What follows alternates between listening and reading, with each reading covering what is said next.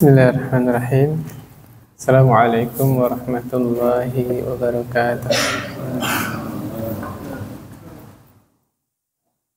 Alhamdulillah, wassalatu wassalamu ala rasulillah wa ala alihi wa ashabihi wa man tabi'ahum bi ihsanin ila yaumiddin. Alhamdulillah, kita ketemu lagi di malam yang berbahagia ini. Ini kalau nggak salah malam 17 ya. Iya. Alhamdulillah, Allah masih membimbing kita supaya kita berada di atas ketaatan kepada Allah Subhanahu wa taala. Ini karunia yang sangat besar ya. Dan ternyata Allah tidak memberikan karunia ini kepada setiap mukmin. Ya. Betah di masjid itu salah satu karomah. Ya. Karena definisi karomah itu apa? Karomah artinya apa? Khariqul adah, yaitu sesuatu yang menyelisihi kebiasaan. Biasanya orang kalau masuk air tenggelam, tapi ada orang bisa jalan di atas air disebut karomah ya. Nah, maka di zaman yang penuh fitnah ini umumnya manusia gak betah di masjid. Kemudian ada sebagian kaum muslimin yang Masya Allah senang banget di masjid. Berarti menyelisihi kebiasaan orang banyak ya. Itu karomah.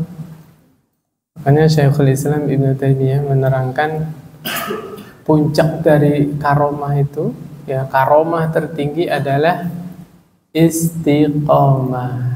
Nah, itu karomah. Seorang mukmin bisa menjaga salat 5 waktu sampai ruh berpisah dari jasadnya, itu karomah. Ya. Kalau secara bahasa kan karomah itu berasal dari apa? Kata-kata apa? Karuma yakrumu ya. Kariman artinya apa? Mulia. Di Allah muliakan seorang mukmin itu dengan apa? Istiqomah. Hanya berbahagialah ya. Ya mudah-mudahan ketika kita dimudahkan ibadah kepada Allah, itu salah satu tanda Allah menginginkan kebaikan pada diri kita. Mudah-mudahan ya. Kita langsung aja. Tema malam hari ini adalah tentang doa. Di dalam kitab ini Ushul Salasah, penulis membawakan hadis ad-du'a mukhul ibadah. Tapi hadis ini dhaif. Ya, doa adalah inti dari ibadah. Hadis ini dhaif secara sanad ya, walaupun secara makna enggak salah, karena doa itu dibagi menjadi dua, doaul ibadah, doaul mas'alah. Doaul mas'alah sebagaimana yang kita pahami, yang kita panjatkan selama ini, kita minta segala sesuatu kepada Allah, itu namanya doaul mas'alah. Adapun doaul ibadah, yaitu seluruh ibadah yang kita kerjakan, walaupun lisan kita nggak ngucap, tapi pada hakikatnya yang kita inginkan supaya kita dihindarkan dari neraka, dimasukkan ke dalam surga, ya nggak? Seluruh ibadah yang kita kerjakan, maksudnya adalah itu. Makanya ketika ada riwayat doa mukhul ibadah, secara makna tidak salah. Tapi memang ahlul hadis itu kan detail ya, memeriksa sanad. Jadi didhaifkan. Yang sahih adalah ad-du'a huwal ibadah. Doa adalah ibadah. Itu yang sahih. Ya. Hadis riwayat Abu Dawud, At-Tirmidzi, Ibnu Majah ya, dari sahabat Nu'man bin Bashir. Ya. Kemudian masalah doa ini kemarin sudah saya singgung sedikit betapa Umar Ibn Khattab termasuk sahabat yang paling banyak berdoa. Salah satu kalamnya Umar pernah ditanya sama seseorang, kenapa kok kalau doa lama sekali, banyak yang dipanjatkan? Umar jawab apa? Ketika aku berdoa, aku tidak peduli Allah mengabulkan atau tidak, karena doa adalah ibadah. Itulah jiwa seorang mukmin. Dia tidak berekspektasi doanya langsung cepat diijabah, tapi justru dia menikmati proses, yaitu ketika dia berdoa. Subhanallah. Saya memahami kalamnya Umar bin Khattab seperti ini, bukan tidak peduli diijabah atau tidak, enggak. Karena demi Allah, Umar itu paling paham hadis Nabi yang membagi terkabulnya doa itu ada 3 macam. Masih ingat Pak? Yang pertama, Allah beri apa yang kita minta. Yang kedua, Allah hindarkan kita dari bahaya, musibah, celaka sebesar doa yang kita panjatkan. Jadi Allah nggak kasih apa yang kita minta, tapi Allah selamatkan kita dari bahaya, musibah, bala, celaka ya. Yang terakhir adalah Allah simpan di akhirat nanti. Allah kasih semua yang diinginkan oleh orang mukmin. Itu yang dimaksud ya. Demikian. Kemudian ada yang menarik. Ketika Nabi menjelaskan masalah takdir ya. Ini kalau dibahas masalah takdir sendiri bisa jadi satu kajian ya. Kata Nabi SAW, la yaruddul qada illa du'a. Tidak ada yang bisa menolak takdir ya, ketetapan Allah. Qada itu ketetapan, kecuali doa. Ini hadisnya sebenarnya ada lanjutannya, bukan lanjutan, ada sebelumnya. Jadi Nabi sedang menerangkan, seandainya seorang hamba Allah takdirkan celaka di jalan, mau dia hati-hati kayak apa, ya, mungkin dia pandai mengendarai kendaraannya, ya, kayak apapun hati-hatinya, kalau Allah takdirkan hari itu celaka, pasti celaka. Logikanya apa Pak?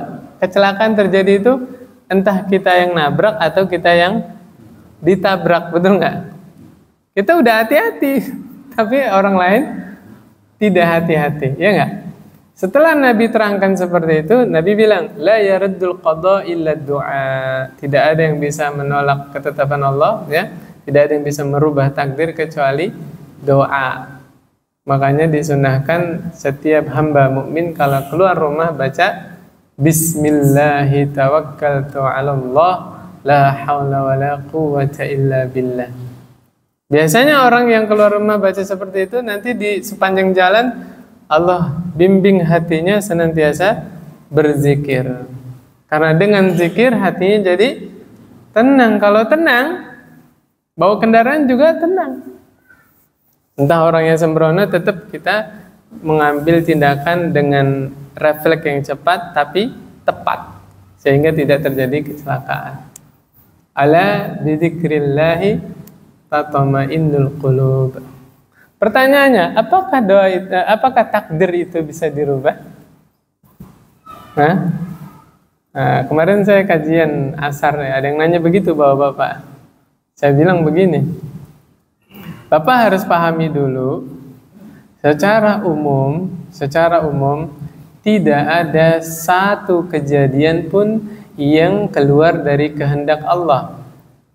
Benar? Wa ma tasha'una illa ayyasha Allahu rabbul alamin. At-Takwir ya Pak ya, kalau nggak salah. Ayat 19 sampai 29 itu, ayat terakhir. Itu dulu pahami. Tidak ada satu kejadian pun yang keluar dari kehendak Allah.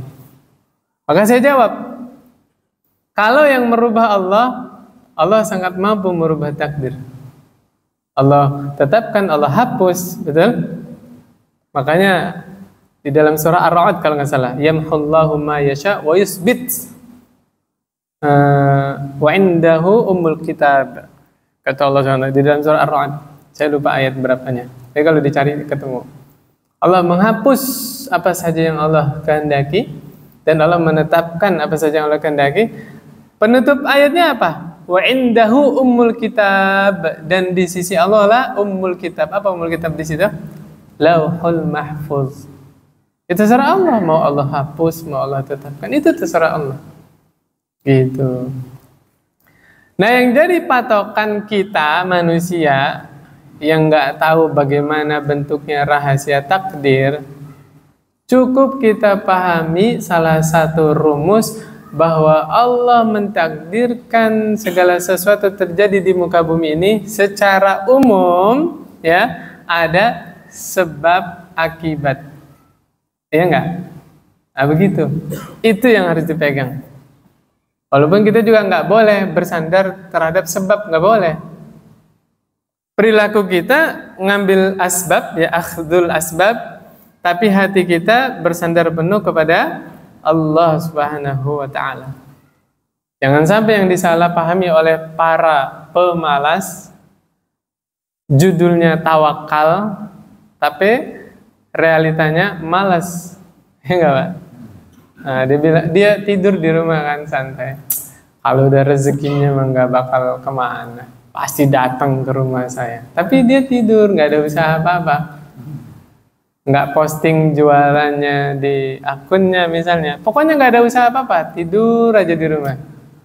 Mau dapat rezeki yang kayak begitu? Kata orang tua dulu gimana? Kalau bangun kesiangan, rezekinya dipatok ayam. Kata orang tua dulu, ya.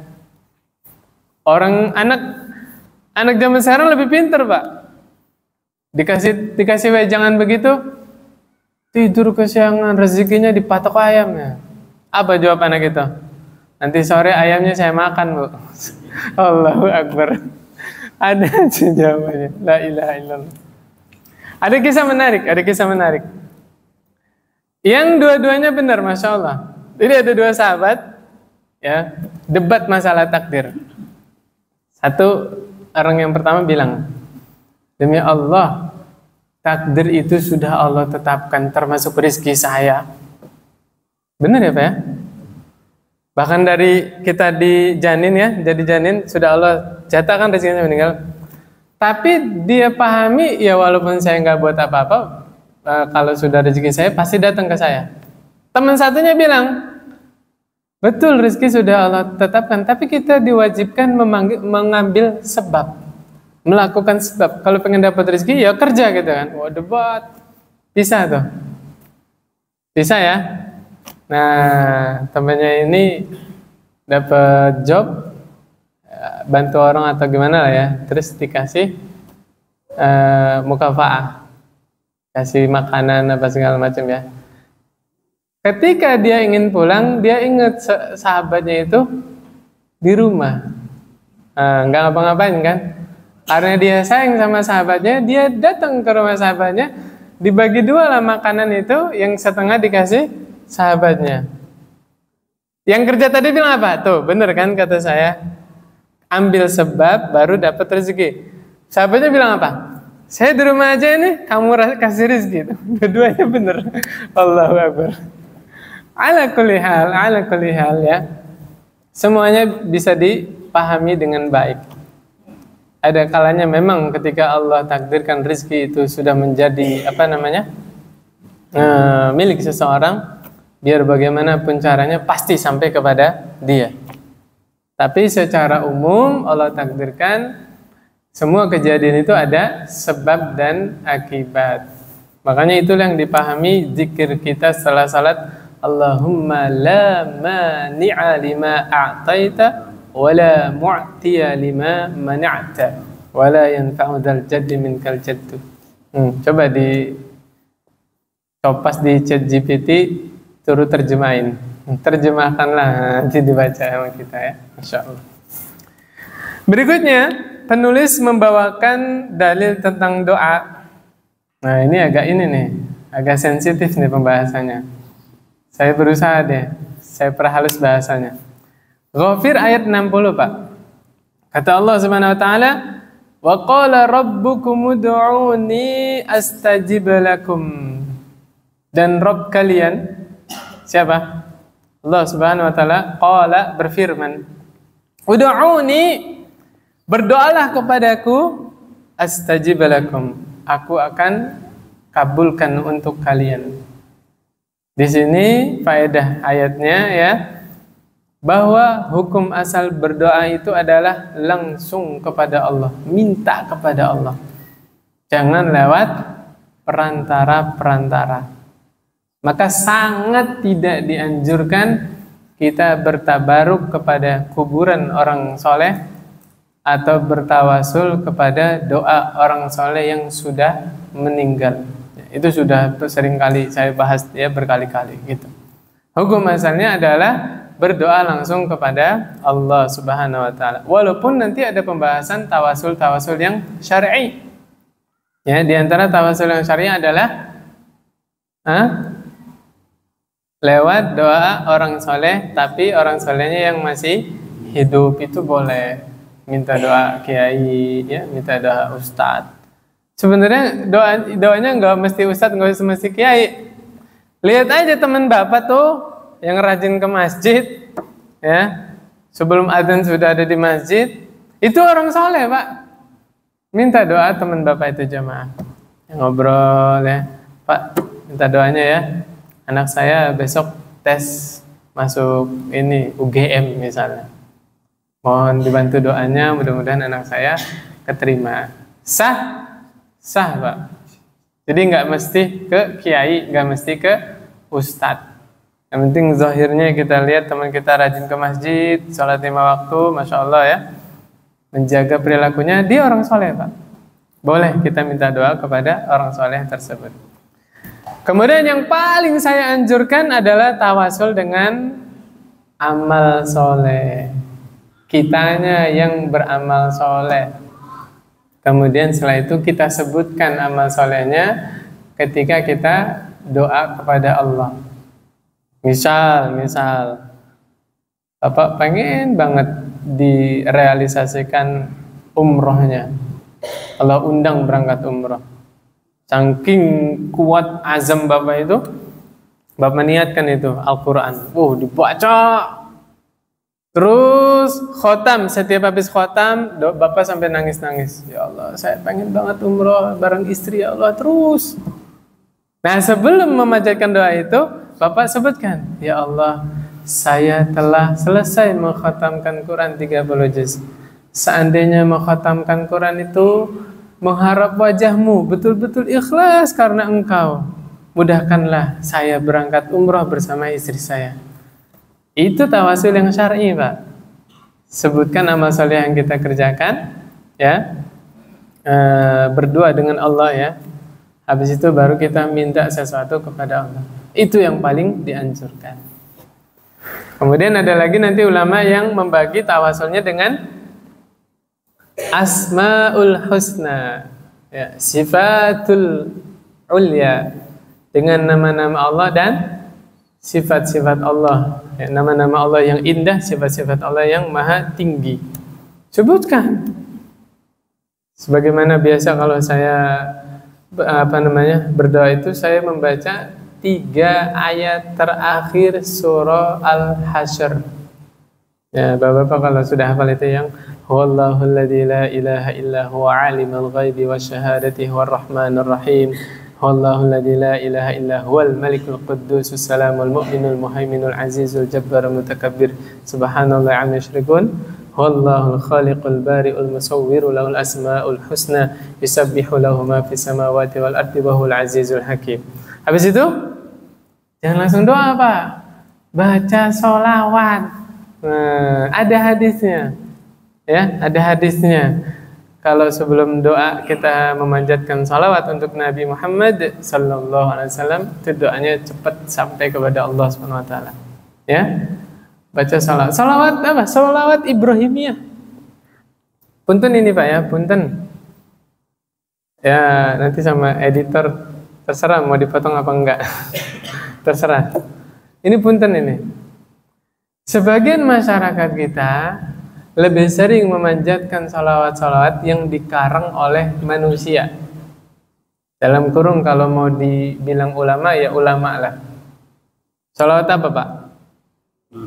Salawat Naria. Salawat apa lagi? Salawat Badar.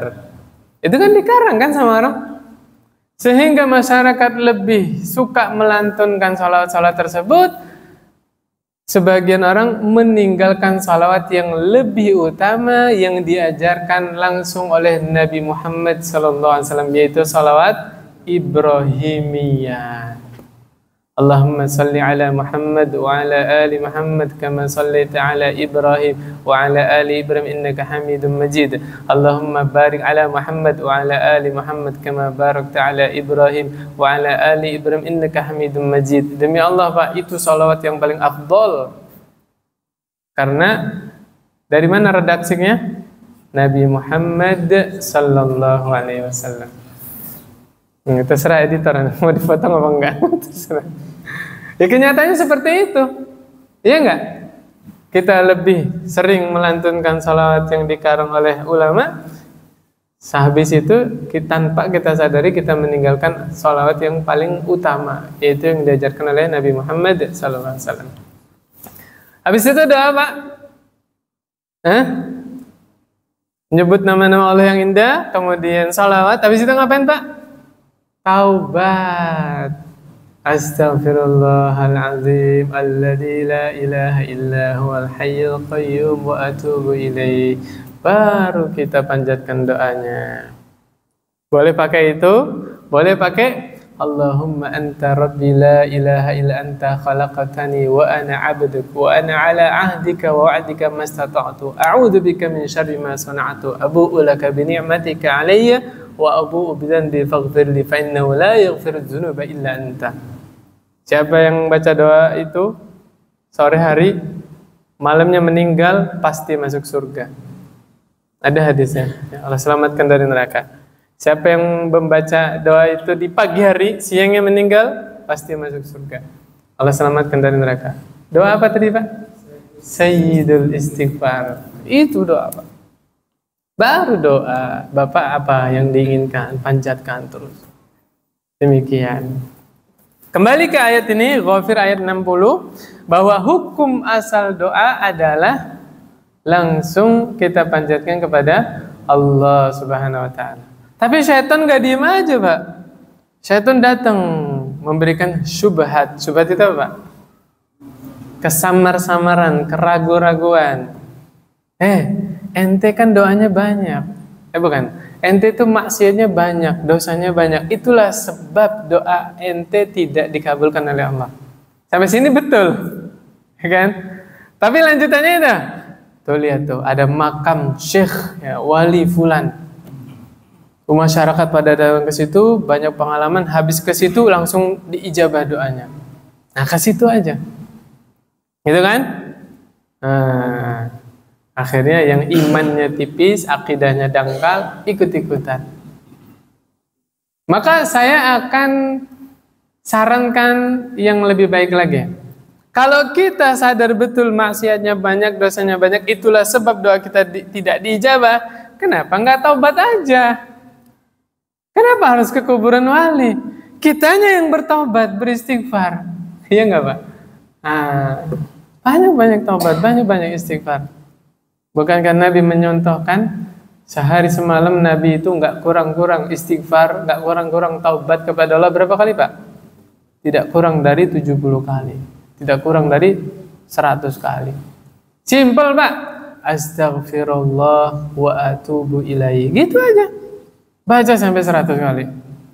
Astaghfirullah wa atubu ilaihi. Astaghfirullah wa atubu. Sampai 100 kali. Itu yang paling pendek. Nah, kalau mau yang lebih panjang tadi itu udah disampaikan ya, astaghfirullahalazim alladzi la ilaha illa huwal hayyul qayyum wa atubu ilaihi. Silakan. Itu. Coba saya tanya nih, ini sebagai pancingan logika aja ya. Misal ada orang berdoa bertahun-tahun nggak dikabulkan. Nah, ini orang suatu hari main ke gereja bareng temennya. Nah, pas lagi sesi ibadahnya mereka lah ya, nyanyi-nyanyi segala macam, dia doa kepada Allah. Habis itu dikabulkan doanya. Apakah sah disimpulkan doa di gereja itu lebih diijabah daripada di masjid? Al-jawab tidak. Nah, itulah jawabannya kalau ada yang menyampaikan, itu tetangga saya doa di kuburan Syekh Fulan, habis itu langsung diijabah. Paham maksud saya, Pak? Itu saya sampaikan begitu di kajian, Pak. Jamaah saya langsung jawab saya. Ustadz, tetangga saya punya tetangga, ya.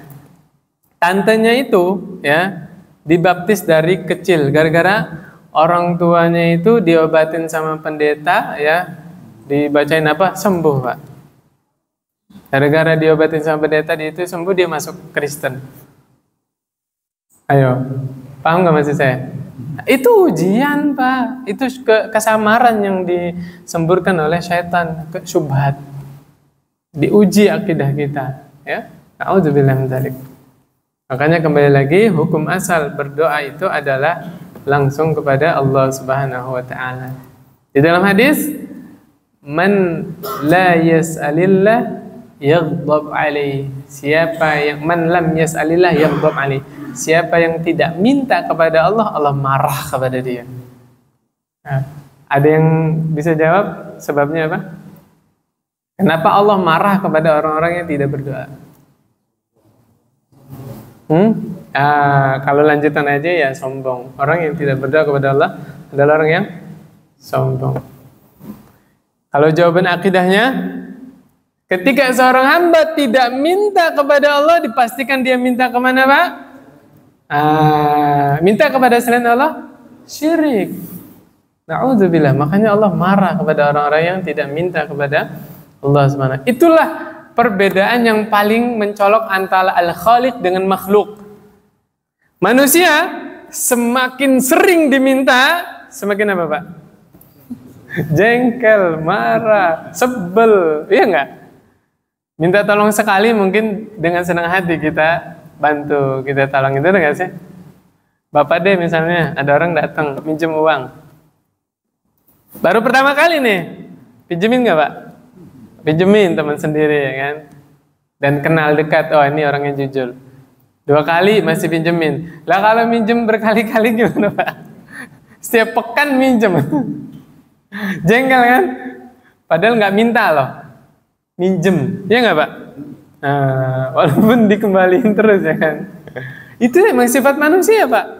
Manusia itu seperti itu. Kita buka-bukaan aja di sini ya. Manusia itu semakin banyak diminta, malah semakin marah, semakin sebel. Beda dengan Allah. Kalau Allah semakin banyak diminta, semakin senang. Hiburan untuk orang-orang yang rajin berdoa. Tahu nggak, Bapak? Kenapa kita kalau doa tuh nggak langsung dikasih oleh Allah? Kenapa? Nah, saya husnuzon kepada jamaah sekalian. Ya, kita kesampingkan dulu tadi dosa penghalang doa diijabah, enggak. Saya husnuzon teman-teman semua istiqomah ibadah. 1, Pak. Seandainya Allah langsung kasih apa yang kita minta, bisa jadi besok kita tidak berdoa lagi kepada Allah. Iya nggak sih? Nah, itu poin yang pertama. Poin yang kedua, sadar nggak sih? Allah tidak langsung kasih apa yang hambanya minta. Allah itu senang mendengar doa hambanya. Tidakkah kita senang ketika Allah senang mendengar suara kita? Merintih, ya kan, curhat kepada Allah, terus menyampaikan hajat-hajatnya kepada Allah. Allah itu senang, Pak, dengar hambanya berdoa.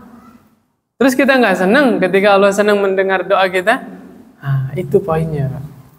Makanya sebagian orang ada yang bernikmat-nikmat di dalam doanya, terus panjatkan doanya, ya, subhanallah. Ya, kalau kita pengen lebih berkualitas lagi doanya, ya, apa yang kita baca kita paham maknanya, Pak. Kayak tadi saya baca Sayyidul Istighfar. Bapak udah hafal semua kan? Lebih dalam. Oh, ada yang belum, Pak? Sekarang gampang, Pak. Di Google, ditulis aja Google Sayyidul Istighfar, nanti muncul. Kan Bapak ke masjid juga bawa HP kan? Nggak lepas itu HP. Apa susahnya di masjid nunggu komat kan? Tulis aja di Google Sayyidul Istighfar, nanti muncul sambil dibaca. Allahumma anta rabbi terus. Nah, sekarang biar lebih berkualitas kita panjatkan doanya sambil memahami maknanya. Ya, kayak tadi zikir Allahumma la mani'a lima a'taita. Tahu artinya, Pak? Ya Allah. Ya, Allahumma itu artinya ya Allah, Pak. Ya Allah. Tidak ada yang bisa menghalangi kalau engkau sudah memberi. Tuh maknanya itu, Pak. Allahumma la mani'a lima a'taita. Ya Allah, tidak ada yang bisa menghalangi kalau engkau sudah memberi. Kalau sudah Allah takdirkan itu milik kita, tidak ada satu makhluk pun yang bisa menghalang-halanginya. Saya pernah sampaikan, contohnya apa? Air Zam-Zam. Sumurnya di mana, Pak? Di Mekah. Kalau Allah sudah mentakdirkan kita minum air Zam-Zam, demi Allah tidak ada satu makhluk pun yang bisa menghalanginya. Imma kita datang ke sana untuk minum air Zam-Zam tadi, atau air Zam-Zamnya yang datang ke kita. Pilih yang mana, Pak? Yang pertama lebih mantap itu ya. Itu diyakini ketika doa, Allahumma la mani'a lima ataita. Ya Allah, ketika engkau sudah berkehendak memberi kepada seorang hamba, tidak ada satu makhluk pun yang bisa menghalanginya. Sebaliknya, wala mu'tiya lima man'ata. Ya Allah, tidak ada yang mampu memberi. Ya, nikmat itu tidak akan sampai kepada saya ketika engkau menghalanginya. Tuh, Pak.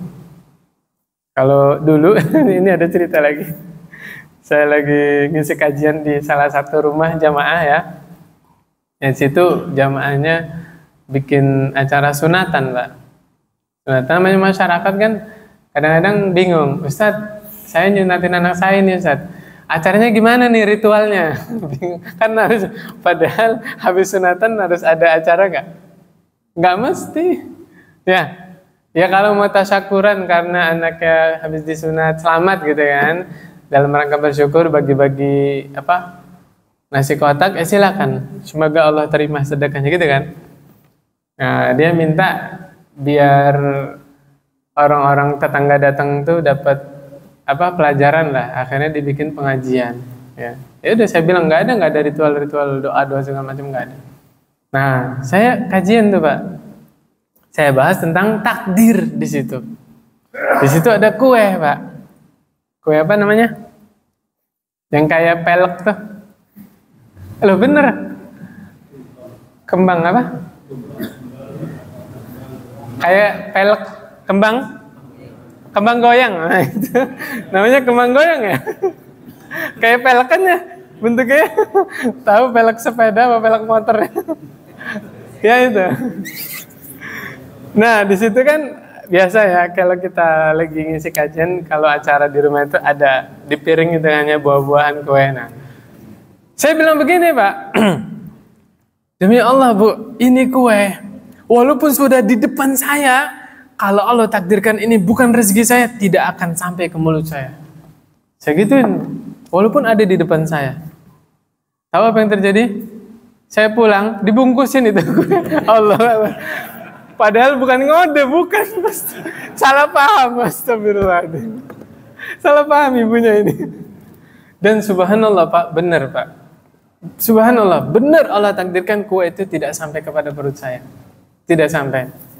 Sampai rumah, orang rumah nggak ada yang minat, ya udah saya bawa ke kantor, ke tempat ngajar saya. Ya, saya taruh di kantor. Ini dimakan sama teman-teman. Masya Allah, lihat betapapun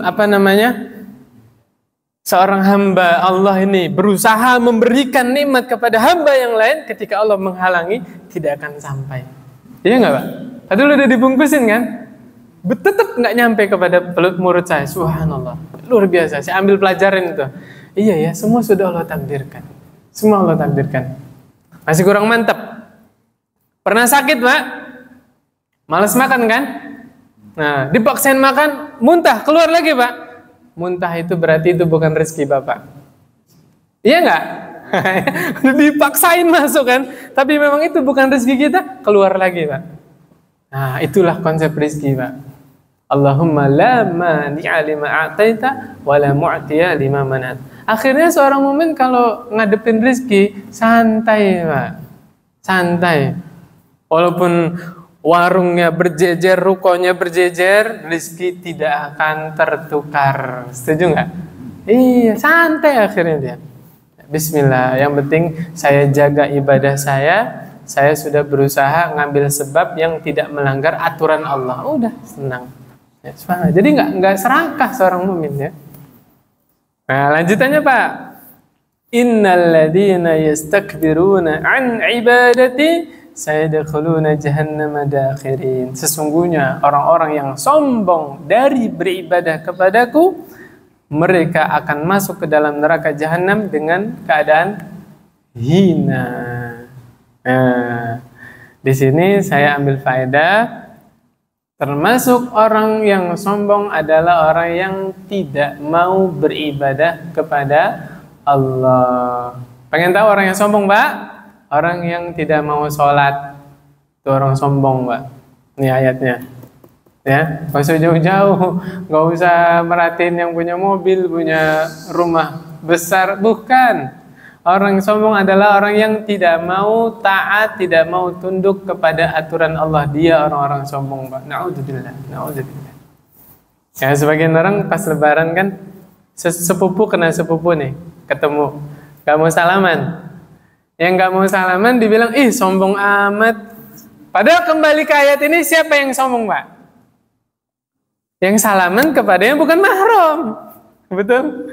Nah, dia sombong, nuduh orang lain sombong. Na'udzubillah.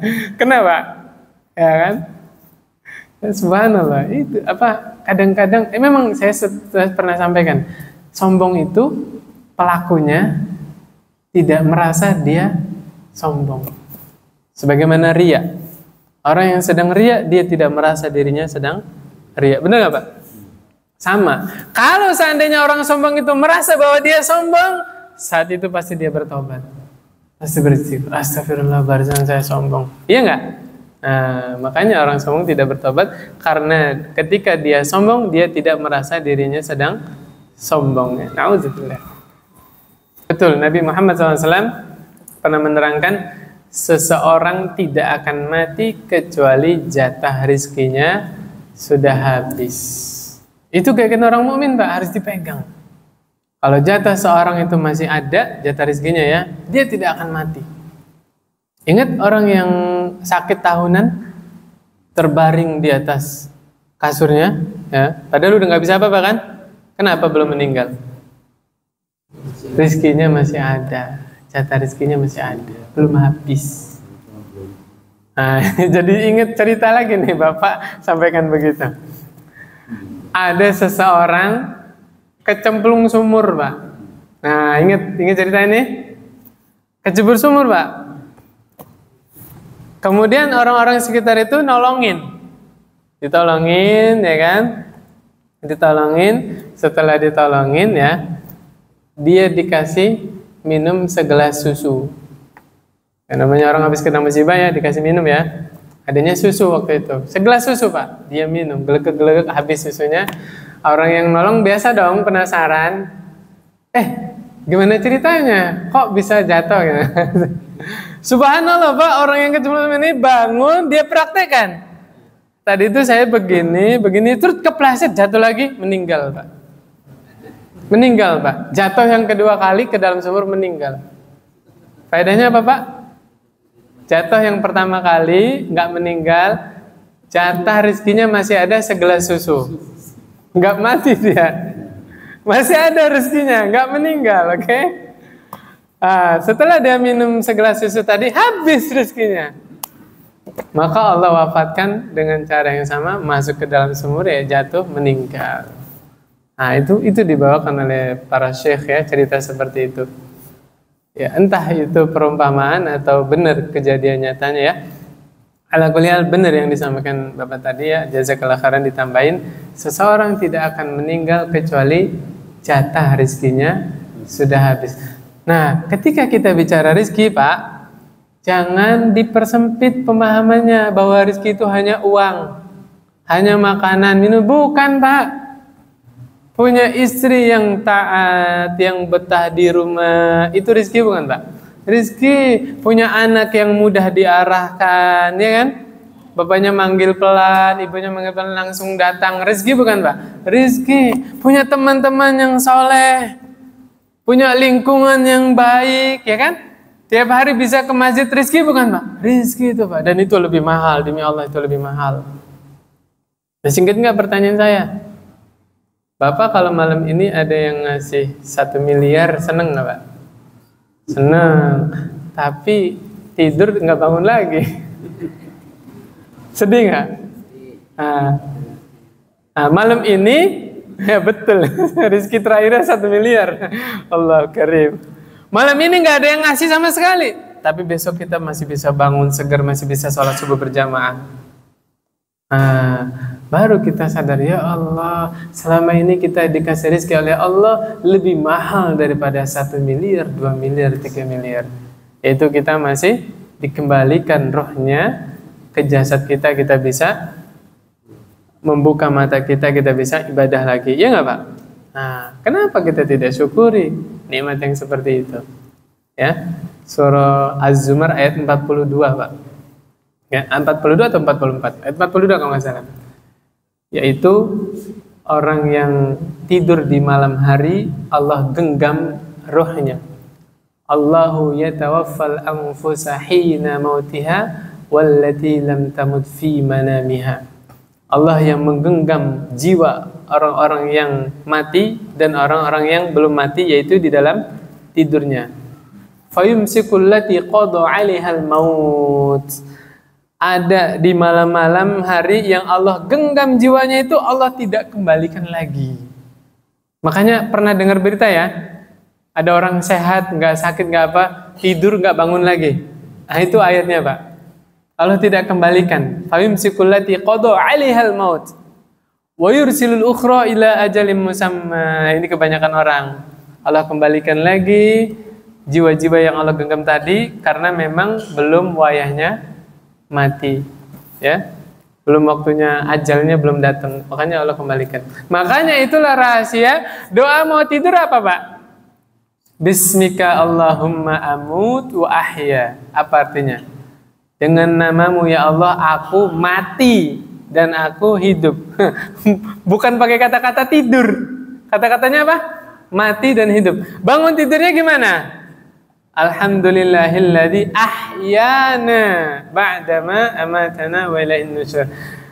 Segala puji bagi Allah yang telah menghidupkan kami setelah mematikan kami. Tidur itu disebut mati di dalam doa tadi ya. Bahkan ada hadis Pak, ada hadis ya, nanti dicek lagi ya. Nabi pernah menerangkan di surga tidak ada tidur. Kenapa Pak? Kalau jawaban Nabi, karena tidur saudaranya mati. An-naum akhul maut. Tidur itu saudaranya mati. Itu jawaban Nabi. Kalau logikanya kita, kenapa kok penghuni surga tidak tidur? Karena di surga tidak ada lelah, tidak ada ngantuk, nggak ada capek. Bersenang-senang, yang ada kesenangan-kesenangan, terus bersenang-senang.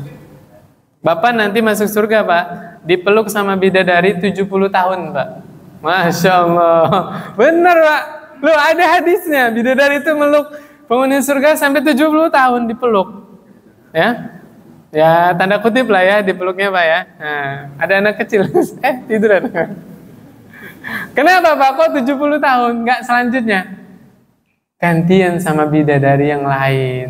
Yang lain juga mau dipeluk sama Bapak. Masya Allah. Ya, di hadis Pak, di hadis ya, penghuni surga itu nanti Allah kasih istri sedikit-dikitnya berapa? 2. Setiap penghuni surga nanti Allah kasih istri di surga ada berapa Pak istrinya? 2. Maaf Bapak kalau yang pengen istrinya 2 nanti di surga Pak. Oke? Di surga pasti. Yang itu pasti Pak di surga ya. Sabar Pak, sabar ya. Iya, silakan.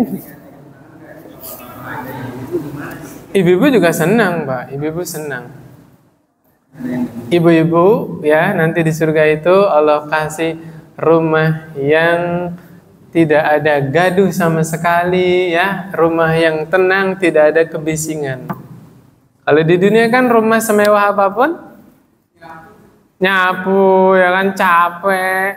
Kalaupun punya punya teteh tetap aja harus diawasin, ya nggak? Kalau nggak diawasin nggak bener itu, nggak bener kerjaannya, bener nggak?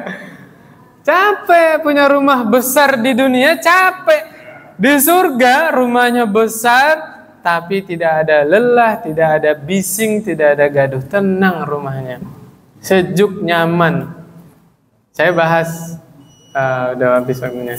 Saya bahas nikmat surga itu ada di Perumahan Sakinah, Pak. Ini bentar lagi kitabnya habis itu, ya, tentang surga itu, masya Allah.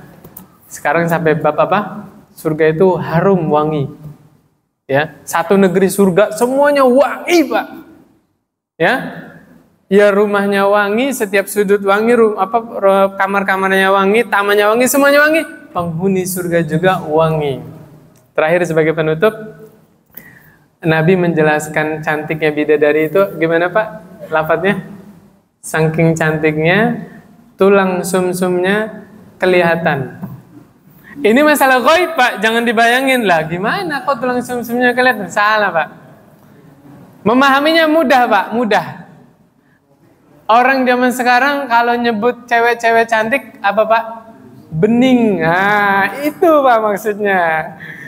Jadi sebelum orang-orang sekarang bilang-bilang bening, di dalam hadis 14 abad yang lalu sudah disebutkan. Lafaznya apa? Saking cantiknya tulang sumsumnya itu kelihatan. Nah, paham nggak sih, Pak? Kalau bahasa ibu-ibu mah glowing, Pak. Nah, penghuni surga semuanya glowing, ya. Bapak tadi yang nanya. Yang perempuan gimana? Allah jadikan fisiknya semua cantik luar biasa, Pak. Glowing.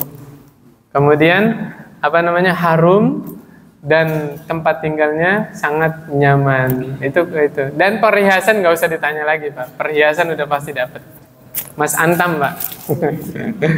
Cukup, Pak, ya, sudah waktunya. Dan subhanakallahumma bihamdik asyhadu an la ilaha illa anta astaghfiruka wa atubu ilaik. Assalamualaikum warahmatullahi wabarakatuh.